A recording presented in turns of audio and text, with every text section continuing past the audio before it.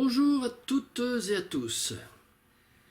Dans les deux chroniques précédentes, nous avons parlé de cette idée, de la décroissance volontaire, faite de petits gestes individuels, cette idée qui imprègne la plupart du temps de bonne foi, un certain nombre de militants, contempteurs de la société de la croissance. Mais aujourd'hui, nous devons mettre en garde ces militants sincères contre de fausses idées de la décroissance, fausses idées pouvant être disséminées par certains imposteurs qui n'utilisent le mot décroissance que comme prétexte à leur visée politicienne. Ces visées politiciennes sont fondées sur une utopie, une chimère, une illusion, un fantasme même, celui d'une décroissance décidée majoritairement et installée démocratiquement par l'homo industrialis. Alors, reparlons tout d'abord de cette fameuse théorie que nous avons déjà évoquée, cette fameuse théorie de la masse critique. Cette stratégie devant déboucher sur une généralisation pacifique et sans heurts de certaines pratiques individuelles, pratiques dites exemplaires, par la population tout entière. Stratégie qui se fonde en partie sur la croyance en la spontanéité des masses, chère aux anarchistes, spontanéité des masses par ailleurs dont nous pensons le plus grand bien. Eh bien, cette stratégie, elle a sensiblement évolué depuis ces derniers temps et sous l'impulsion précisément de certains éléments que nous n'hésitons pas à dénommer imposteurs. Alors, qui sont ces imposteurs? Ces imposteurs sont des idéologues issus de la gauche traditionnelle, sorte de naufragés de la politique en rupture, par déshérence de la France insoumise ou de l'écosocialisme, qui ont trouvé, dans l'exploitation du mot magique de décroissance, appelé aussi pour cette occasion mot obus, un moyen modernisé et actualisé pour promouvoir leur enracinement indéfectible dans la gauche politicienne. C'est ainsi que, peu à peu, et soumis à l'influence de ces imposteurs, infiltrés, c'est ainsi que beaucoup de décroissants individualistes, qui étaient au départ hostiles à tout programme, et qui se plaisaient à répéter « nous avons un projet mais pas de programme », eh bien, un grand nombre, bon nombre de ces décroissants individualistes, influencés par ces habiles bateleurs, ont évolué ces dernières années et affirment maintenant la nécessité d'inclure certains éléments programmatiques dans leur projet. Éléments fondés principalement sur une revendication démagogique devenue revendication phare, celle de l'octroi d'un revenu inconditionnel pour tous, revendication qu'on adresse au maître du pouvoir en place, ce pouvoir restant par ailleurs inchangé, tant au niveau institutionnel qu'au niveau de sa consubstantialité avec le capitalisme. Un revenu inconditionnel pour tous, donc, dont la corrélation avec la décroissance n'est pas explicitée. Un revenu inconditionnel, donc, comme socle d'une espèce de programme, fondé également sur un certain nombre de préconisations hétéroclites aussi vagues que péremptoires, dont, notamment en vrac, développer le petit commerce au détriment des grandes surfaces, réduire le gaspillage, privilégier le durable, privilégier le réparable plutôt que le jetable, réduire les importations en provenance des pays du Sud, interdire la publicité et interdire l'obsolescence programmée, sortir de l'OTAN, supprimer les paradis fiscaux, etc. Bref, un inventaire, pas tout à fait à la Prévert, mais presque.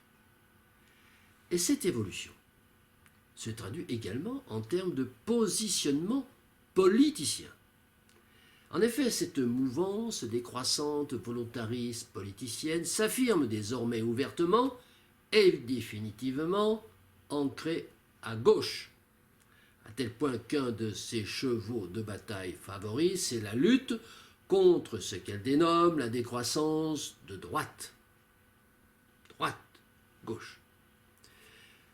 Plus précisément, et bien qu'elle ait longtemps affirmé ne pas vouloir se mêler des affaires électorales, cette mouvance a présenté certaines listes aux récentes élections européennes, législatives, municipales, sur ces bases programmatiques que nous venons d'énumérer. Et bien que ses partisans affirment également ne pas vouloir collaborer avec les partis du système, eh bien, les gens relativement bien informés que nous sommes savent pertinemment qu'ils votent en masse pour la France insoumise et pour M. Mélenchon lorsqu'ils sont dans le secret de l'isoloir.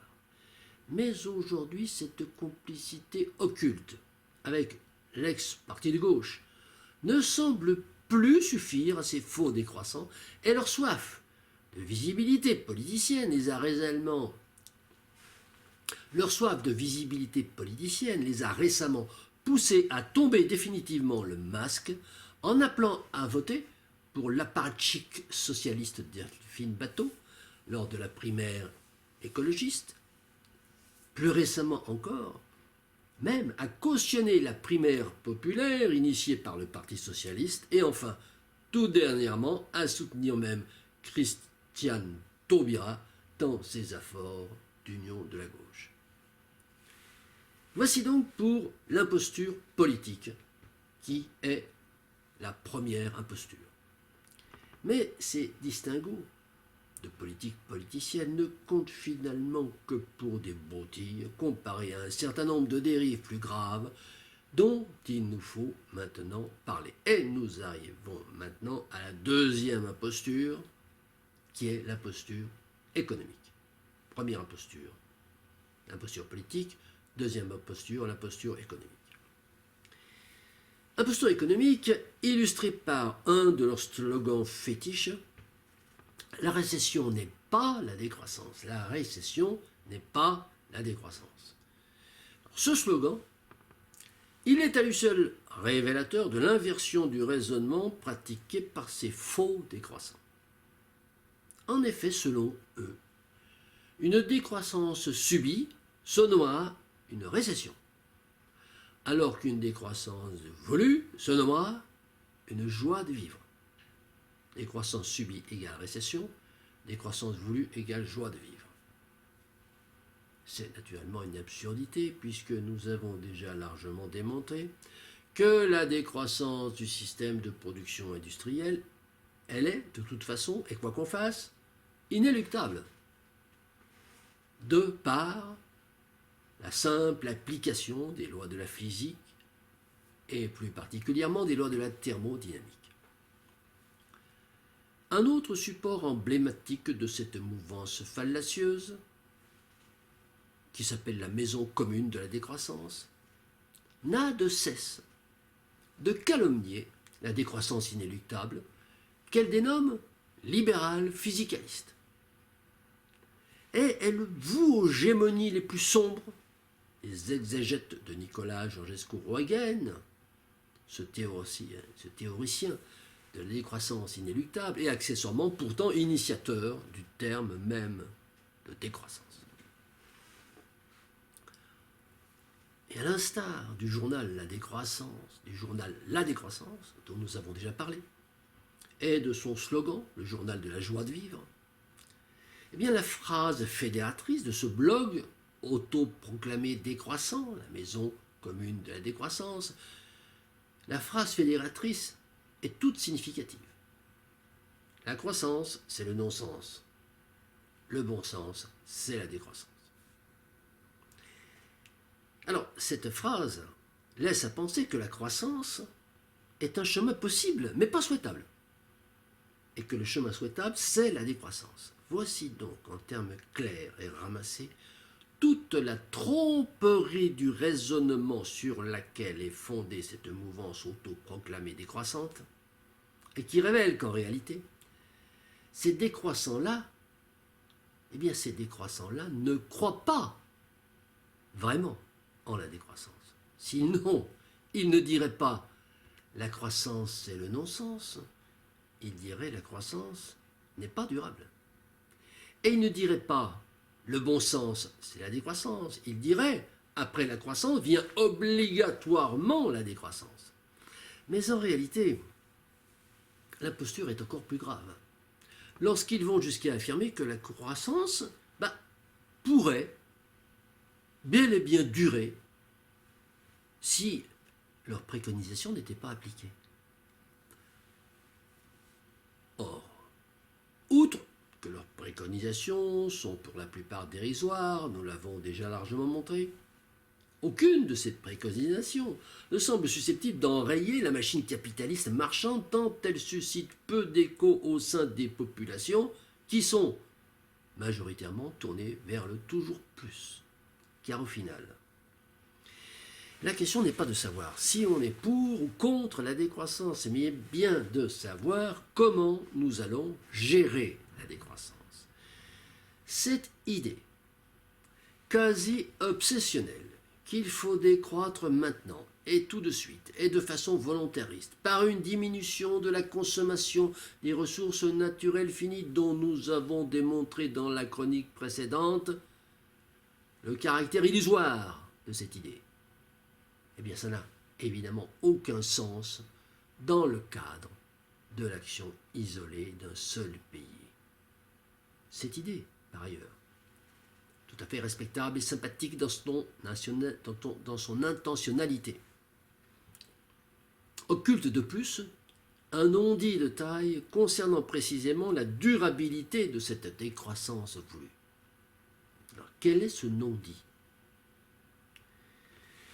S'il est vrai que, et nous sommes bien d'accord, s'il est vrai que le mode de vie que la société de la croissance engendre crée une dette vis-à-vis des générations futures, s'il est vrai également, et nous en sommes bien d'accord, que tout ce que nous consommons aujourd'hui en termes de ressources non renouvelables, c'est bien entendu autant de ressources qui ne seront pas disponibles pour les générations futures.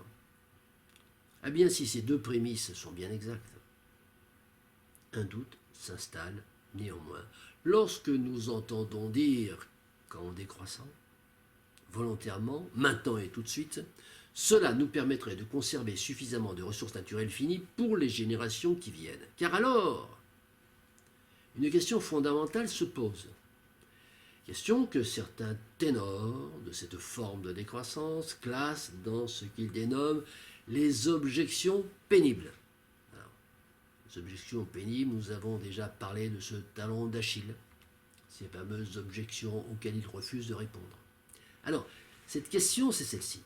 Que signifie exactement l'adverbe suffisamment?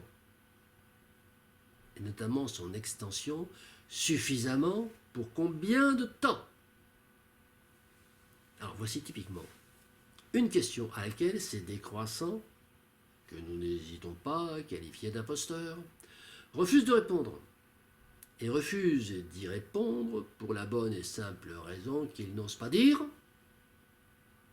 nous allons laisser aux générations futures suffisamment de ressources naturelles finies pour une période durable.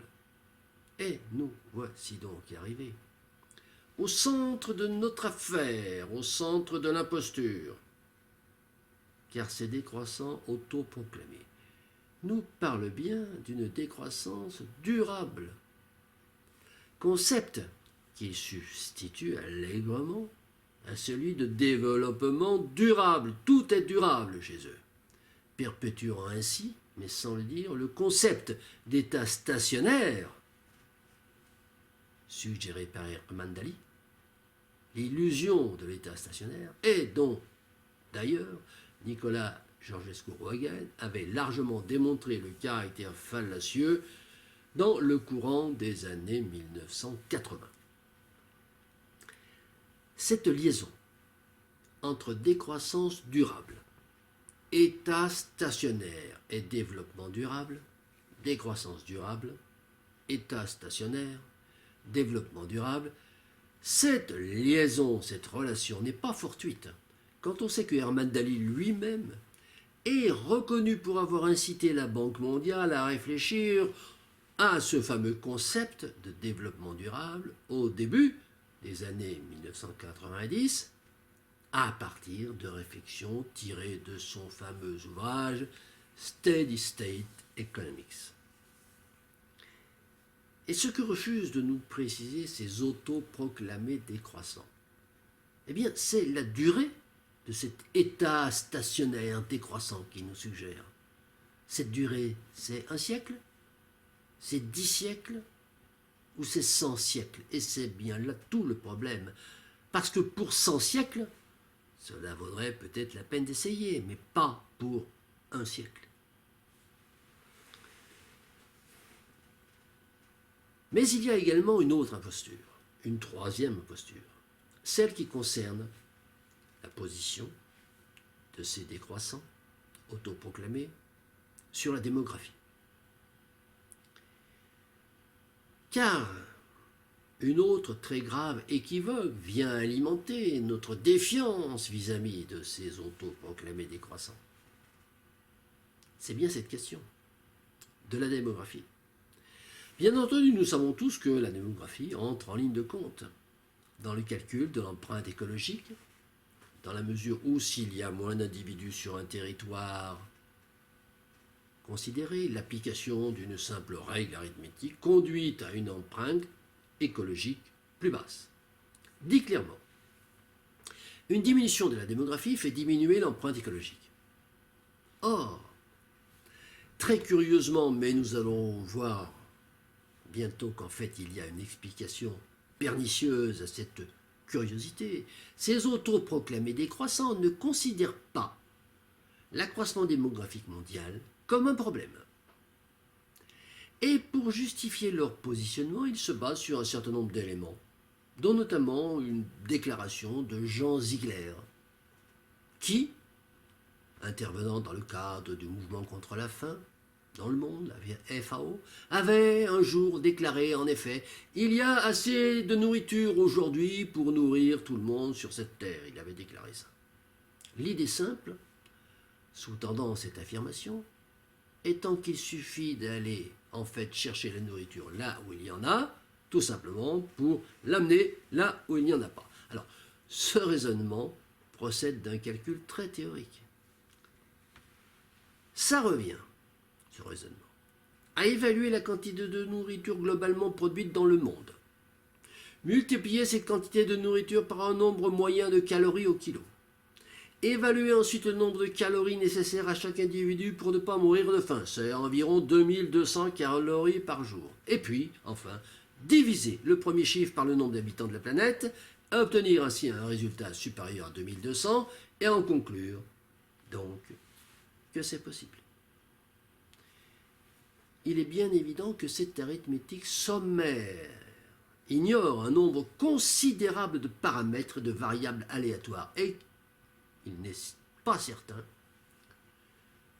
il est même probable, que Ziegler, quand il a prononcé cette phrase, sous-entendait qu'on pouvait continuer à accroître la population terrestre de façon illimitée par la simple application de cette équation rudimentaire. Mais il y a encore une autre imposture, une quatrième imposture, qui concerne l'agriculture. C'est également un autre élément gravement suspect, qui concerne la vision de ces autoproclamés décroissants, dont la plupart sont issus d'un milieu urbain.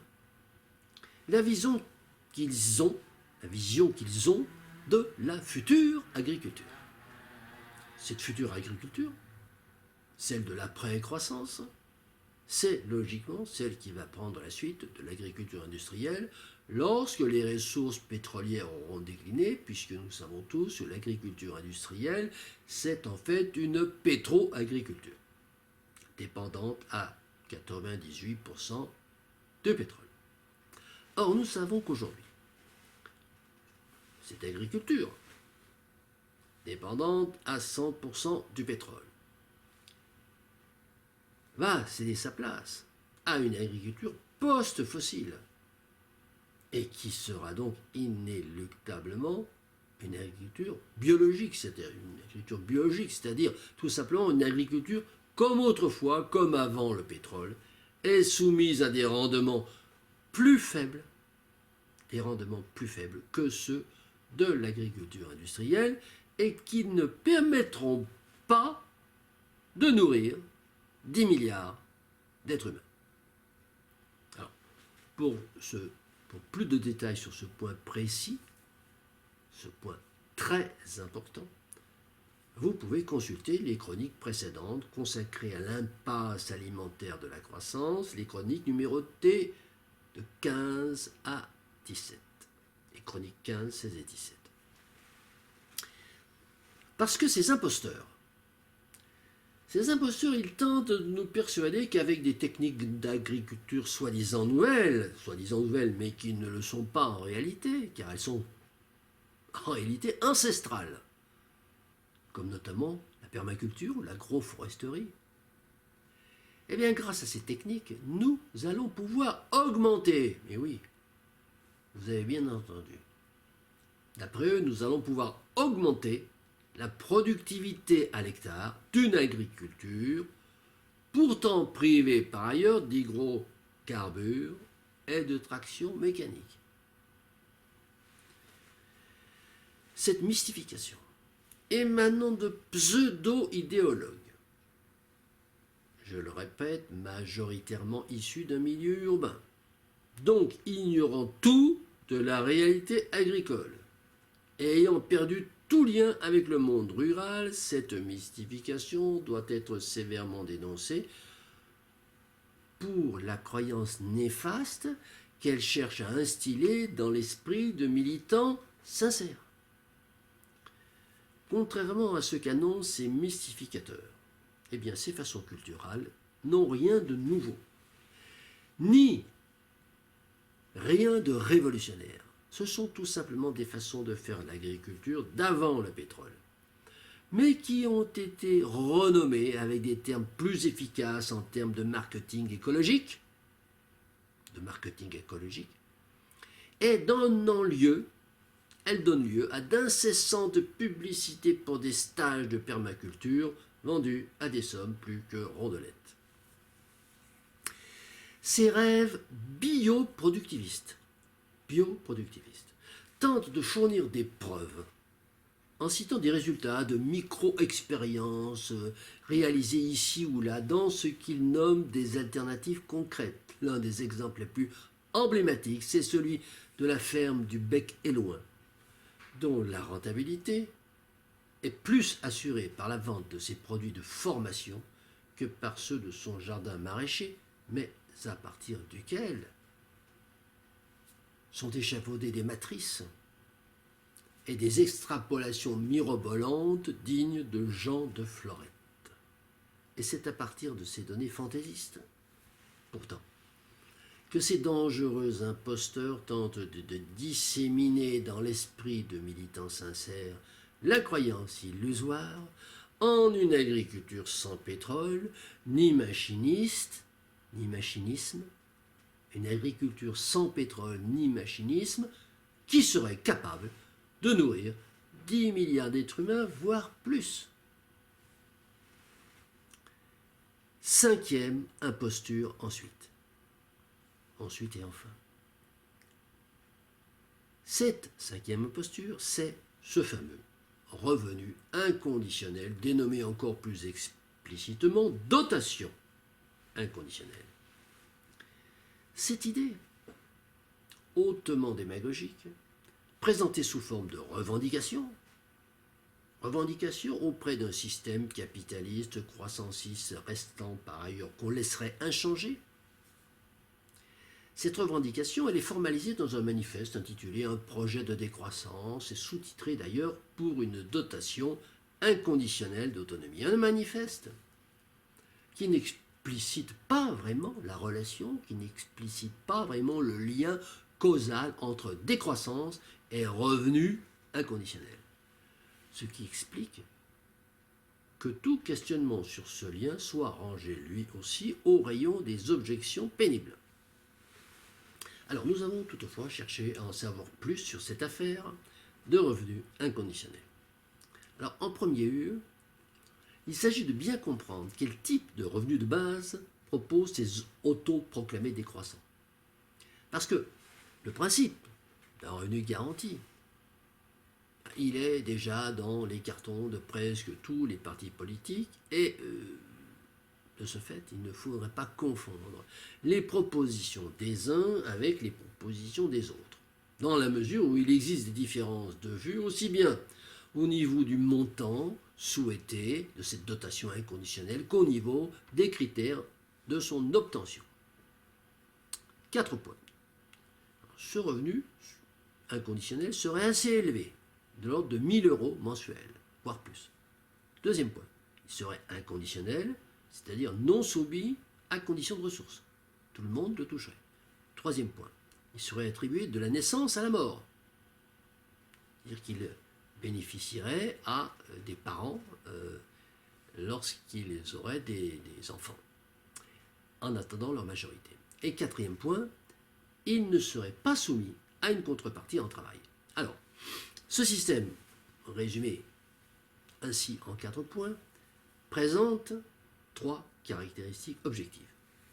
Premièrement, il est démobilisateur des énergies laborieuses. Deuxièmement, il est directement lié à la durabilité du capitalisme. Et troisièmement, il favorise l'augmentation de la natalité. Alors voyons ces 3 caractéristiques dans l'ordre.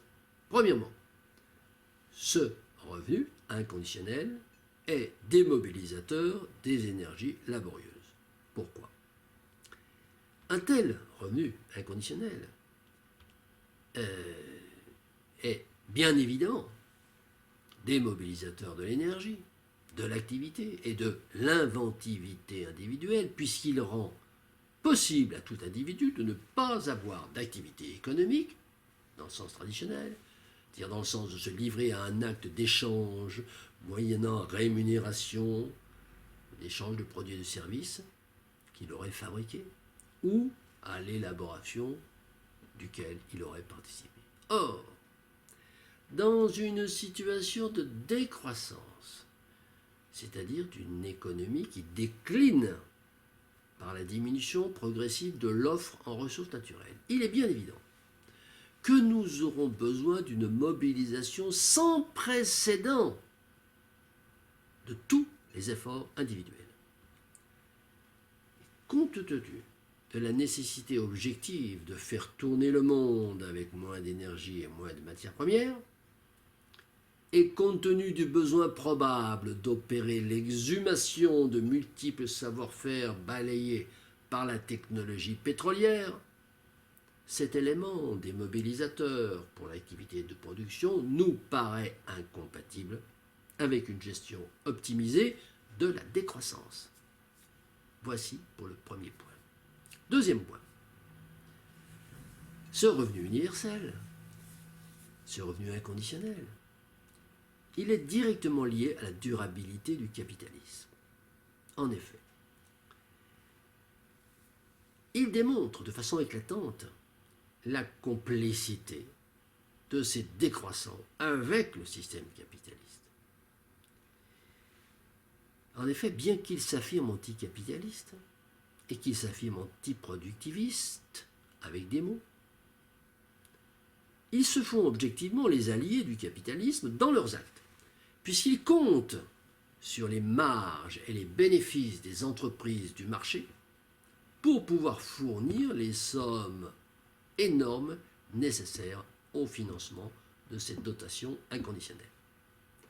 Un rapide calcul, en effet, fait apparaître le chiffre de 800 milliards pour la France, 800 milliards annuels, qu'il serait nécessaire, c'est-à-dire, c'est facile à calculer, 1 000 € par personne multiplié par 62 millions d'habitants et multiplié par 12 mois.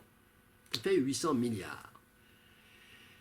Bien, ce chiffre, il est tranquillement annoncé par ces décroissants imposteurs. C'est presque la moitié du PIB actuel. Et c'est à peu près l'équivalent de l'ensemble de l'ensemble des prélèvements obligatoires. Donc, pour pouvoir financer ce revenu inconditionnel, il faut avoir des entreprises qui réalisent de larges bénéfices, afin que l'État puisse effectuer une ponction fiscale à ce niveau. Il est évident que ce n'est pas avec une situation de décroissance et avec des entreprises qui fonctionnent en basse énergie que nous allons pouvoir dégager ces sommes faramineuses. D'où la collusion objective, car seul un capitalisme croissant, la collusion objective de ces décroissants avec le capitalisme, puisque seul un capitalisme croissant et florissant pourrait générer ces marges. Troisième point. Cette dotation inconditionnelle favorise l'augmentation de la natalité. Alors, la troisième caractéristique de ce revenu de base inconditionnelle, c'est qu'il est objectivement nataliste. Parce que donner un revenu à tout le monde, de la naissance à la mort, cela incite bien entendu chaque famille à avoir des enfants, puisque avoir des enfants, elle va pouvoir bénéficier de facto à chaque naissance d'un revenu supplémentaire au sein de la famille. C'est une incitation financière à la natalité à peine déguisée. Or, nous avons vu tout à l'heure qu'une augmentation démographique conjointe à une perspective de décroissance est consubstantiellement à une diminution des rendements agricoles. Eh bien, ça pose un problème crucial pour la survie alimentaire de l'humanité. Toute politique qui pousse à la natalité est donc néfaste de ce point de vue. Mais il y a encore une quatrième caractéristique liée à ce revenu inconditionnel et que nous n'avons pas encore cité. Il s'agit du couplage mécanique de cette notion de revenu de base avec la notion de revenu maximum autorisé. Revenu maximum autorisé, RMA. Ce RMA, ainsi dénommé, procède de l'idée que l'État doit contrôler que les revenus de tout individu ne dépassent pas un certain seuil et l'État doit, pour ce faire, instaurer un dispositif fiscal coercitif, supplémentaire à tous les autres déjà existants, un dispositif destiné à prélever l'intégralité du dépassement. Le seuil, généralement proposé, étant de 4 fois le SMIC. Pour simplifier, nous dirons qu'avec ce système, aucun individu n'aurait le droit de gagner plus de 4 500 € mensuels. Il s'agirait donc d'établir une législation fiscale encore plus rigoureuse que celle en vigueur aujourd'hui, ce qui représenterait un accroissement très fort de l'autoritarisme étatique et du volume de la bureaucratie. Au plan idéologique, il ne s'agirait ni plus ni moins que d'établir l'avènement de l'impôt roi, puisque l'impôt apparaîtrait dans ce schéma comme étant le grand régulateur de la justice sociale. Malheureusement, il y a tout lieu de penser que ce dispositif, s'il était mis en place, il ne pourrait tout simplement pas fonctionner, pour la bonne raison qu'il souffre d'un grave vice de conception interne. Lequel ? Eh bien, tout d'abord, nous devons constater que les gens qui ont conçu cette idée de revenu maximum et de prélèvement au-delà d'un certain niveau, ce sont des personnes qui n'ont pas l'expérience ni la pratique de l'entreprise et qui raisonnent d'une façon académique, universitaire et une façon, somme toute, théorique. Car, en effet, tout chef d'entreprise ou tout travailleur indépendant, quelle que soit sa taille, sait très bien que s'il était confronté à un dispositif fiscal prélevant 100% de ses revenus au-delà d'un certain seuil, il serait tout naturellement conduit à s'auto-limiter. Il y a donc fort à parier que ce dispositif de prélèvement fiscal serait inefficient et inopérant de ce point de vue, pour la simple raison qu'il déclencherait automatiquement une réaction instinctive de plafonnement volontaire des revenus par les individus et les entreprises qui seraient concernés par cette ponction, dans le but avoué d'éviter d'atteindre ce seuil et ainsi de ne pas avoir à perdre intégralement le fruit du différentiel de travail nécessaire à la création du surplus qui serait ainsi confisqué.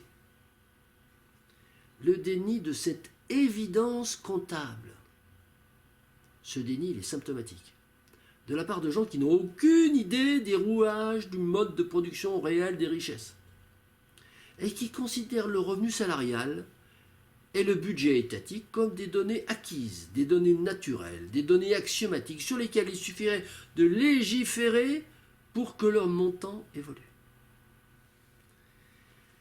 Cette source de financement, imaginée par ces autoproclamés décroissants pour financer leur dotation inconditionnelle, est donc mécaniquement vouée à l'échec. Mais voici que nous sommes partis bien loin de la décroissance, avec cette affaire de revenus inconditionnels, qui, sans jeu de mots, nous fait revenir dans la bonne vieille politique politicienne et sa propension à nous concocter des propositions foncièrement démagogiques dans l'objectif unique de rassembler le plus de monde possible autour de sa bannière. En effet, il est probable qu'un grand nombre de personnes, concernées ou pas par la décroissance, qu'un grand nombre de personnes soient séduits par l'idée de recevoir de l'État une dotation inconditionnelle de la naissance à la mort. C'est bien naturel. Et cette posture sursocialisante de ces décroissants, qui pourrait évoquer au premier abord la fameuse maladie infantile du communisme, dénigrée par Lénine en 1920, et qui désignait l'ultra-gauche, mais cette posture sursocialisante, elle traduit une réalité beaucoup plus tempérée. C'est celle d'un réformisme qui n'ose pas dire son nom, une posture exclusivement revendicatrice, voire syndicaliste, directement inspirée des pratiques de la gauche traditionnelle. C'est ainsi que, comme nous l'avons déjà signalé, ces décroissants autoproclamés se font un point d'honneur à affirmer qu'ils appartiennent à la famille politique de la gauche avec un grand G. Un de leurs livres collectifs s'intitule même « Notre décroissance n'est pas de droite ». Notre décroissance n'est pas de droite. Eh bien nous affirmons au contraire, nous affirmons bien haut et bien fort que la croissance n'est pas de droite ni de gauche, et nous affirmons bien haut et fort que la décroissance non plus n'est pas de droite ni de gauche. Tous les gouvernements de droite ou de gauche ont prôné la croissance. Et donc, de ce point de vue-là, nous ne pouvons pas distinguer une différence. Il n'y a pas lieu de faire une différence sensible de positionnement entre la gauche et la droite. Mais rien à faire. Rien n'y fait. Ces imposteurs de la décroissance sont littéralement obsédés par la possibilité qu'il puisse exister une décroissance de droite.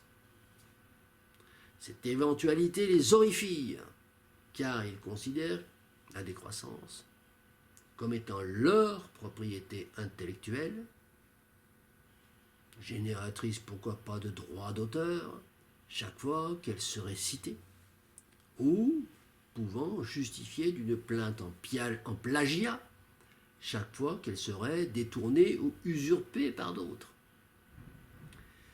Alors, avant de terminer ce réquisitoire, il faut bien le dire, contre toutes ces différentes idées, que d'ailleurs nous respectons en tant que telles, mais que nous dénonçons en tant qu'imposture lorsqu'elles se prétendent reliées à la décroissance. Elle est là l'imposture.